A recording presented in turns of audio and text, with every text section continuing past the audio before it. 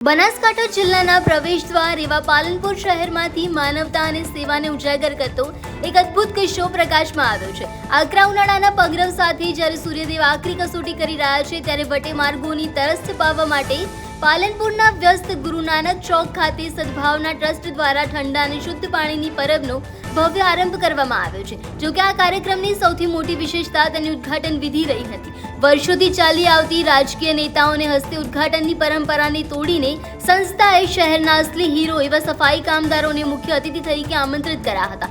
સદભાવના ટ્રસ્ટના ચેરમેન હરેશભાઈ ચૌધરી અને તેમની ટીમ દ્વારા છેલ્લા 17 વર્ષથી આ પરંપરા નિભાવવામાં આવી રહી છે, પરંતુ આ વર્ષે પાયાના એવા મહિલા સફાઈ કર્મચારીઓને હસ્તે રિબન કપાવીને માનવતાનું ઉત્તમ ઉદાહરણ પૂરું પાડ્યું છે। કાર્યક્રમ દરમિયાન માત્ર ઉદ્ઘાટન જ નહીં પરંતુ શહેરને સ્વચ્છ રાખતા કર્મયોગિનીને સાલ ઓઢાડી સાડી અર્પણ કરીને રોકડ પુરસ્કાર આપીને ભાવભેર સન્માનિત કરવામાં આવ્યા હતા।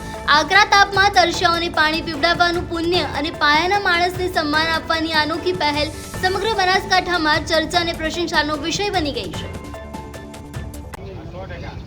સફાઈ કામદારો દ્વારા આજે પાણી પરબનું ઉદ્ઘાટન કર્યું છે। 17મા વર્ષે આ વર્ષે 17મું વર્ષ છે અને 17મા વર્ષે મિનરલ પાણીની પરબનો શુભારંભ અહીંયા પાલનપુર ગુરુ નાનક ચોક એટલે પાલનપુરનું હાર્ટ। અહીંયા દિવસથી 4,500 થી 5,000 લોકો અહીંયા પાણી પીતા હોય છે અને ખાસ કરીને આનો શ્રેય જેને પાલનપુરને વર્ષોથી સાફ સફાઈ કરીને એને સ્વચ્છ રાખવાનું કામ કર્યું છે એવી વડીલ માતાઓના હસ્તે, વડીલ સફાઈ કામદાર માતાઓના હસ્તે આજે અહીંયા એમનું સન્માન કરી અને પરબ એમના હસ્તે આજે અહીંયા ખુલ્લી મુકાઈ છે। એમનું યોગ્ય સન્માન થાય એ પણ જરૂરી હતું, તો મને લાગ્યું કે આ પરબનો શુભારંભ આ વખતે એમના હસ્તે જ કરાવ્યું। સુશીલાબેન,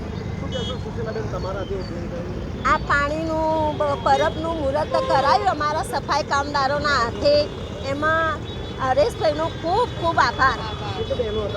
સાથે અમારા 11 જણ બહેનો હતી। તમારા હાથે ઓપનિંગ કરાવ્યું કેવું લાગે? સારું લાગે છે સાહેબ, અમારા હાથે મુહૂર્ત કરાય સારું લાગે સાહેબ।